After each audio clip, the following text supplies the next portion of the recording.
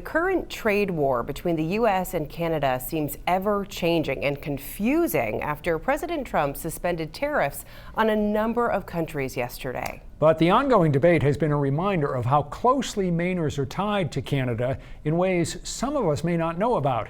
One of those ties is in Maine's lumber industry.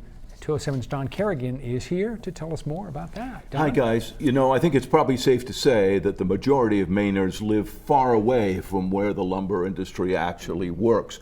But for those who do live in areas where mills and lumber jobs are located, Maine's long relationship with Canada is an inescapable fact of life. Whether it's here in the mill yard or out where the trees grow, lumber is still big business in big parts of Maine. And it involves big money. This very modern sawmill in Enfield is part of a major expansion by the Brochu brothers of Pleasant River Lumber. Tens of millions of dollars. Well over 100 million. On this site alone, we've invested 80 million since 2019. Wow. Yeah, it makes me wonder what we're doing.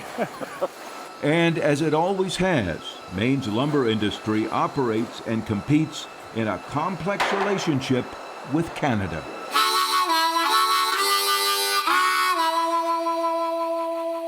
Where sometimes the international border seems to almost not matter. Where the Twin Rivers paper mill in Madawaska is just across the river from the Twin Rivers pulp mill in Edmundston, New Brunswick, which feeds pulp across the river from mill to mill through a pipeline, Canada to America. And where, deep in Maine's northwest woods, Maine logs are harvested, then hauled across the border into Quebec, virtually at the entrance of Canadian sawmills. Logs and lumber have moved back and forth for generations. With that long and complex relationship in lumber between Maine and Canada, there's lots of questions about what the impact of tariffs may be. But here at Pleasant River Lumber, they say tariffs will help. Pleasant River produces 2x4s and other dimension lumber from spruce and fir logs, the same products made by those mills in Quebec.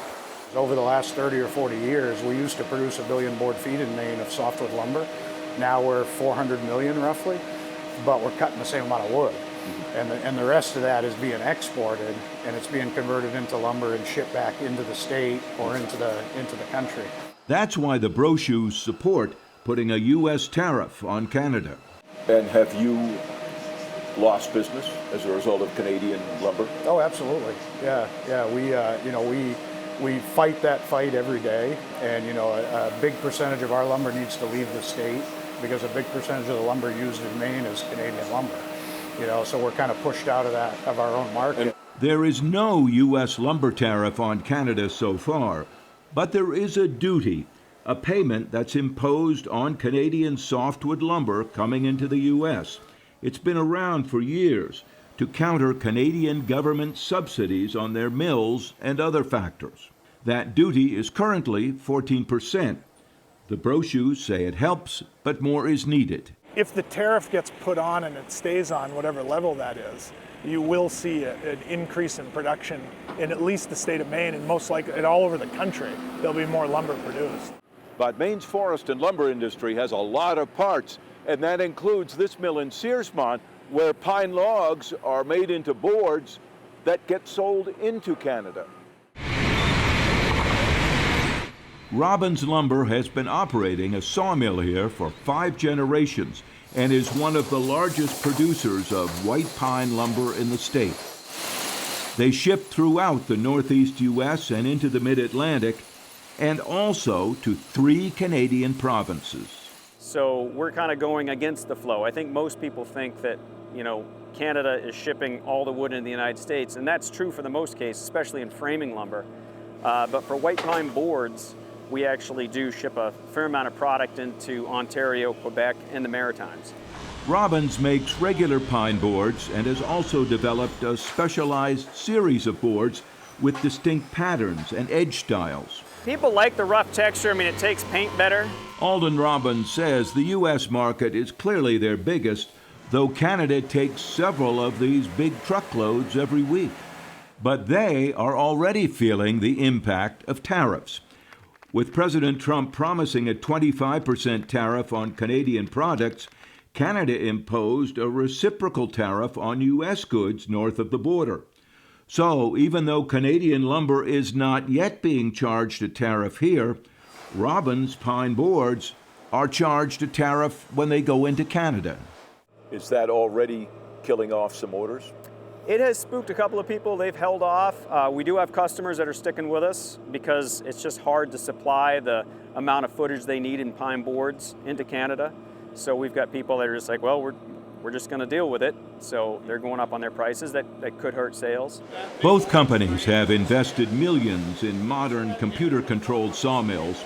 The logs and then pieces of lumber are scanned and cutting decisions made almost instantly to get the most value from each piece. At Robbins, the boards get reported as inventory as soon as they're cut. Yep. That's amazing. At this point, we know what we have to sell. The selling part may be less predictable. The Maine mills compete with others in this country and those across the border. The current questions about tariffs, one more market challenge. There's such an uncertainty on the market. Ever since he announced that, it's been a struggle to sell production because our buyers are real concerned about what the price is going to be the next week. But they all keep working, keep cutting, because the marketplace still needs and wants what they make. Just like with Eastern White Pine, I mean, our resource takes, anywhere from 50 to 100 years to grow. So we can't make short-term decisions. Our plan is to be here for the long term. So we're just going to run our business the very best we can, adapt to changing decisions and conditions the very best we can. But some of it has to be, you just have to have faith and some optimism that things are going to work out. And all of them working in a state bounded on three sides by another country, a country that is both competitor and customer. Yeah, it really is a fascinating situation, ever changing, certainly, as we just found out yesterday with the tariff situation. But the overall relationship between Maine and Canada, I mean, that's been around for a century and a half. And it also exists not just in lumber, but it exists in the lobster industry, blueberries, other things. So we're more interconnected, really, than we realize, I think. Where there's that interesting combination of competition and cooperation/collaboration. Right, right. Well, it's tough to make plans in a business where they have a 50 to 100-year timeline when things in Washington are changing daily, if not hourly. Right, so they must wake up every day and say, well, what's going to happen next? Yeah. All right. Thanks, Don.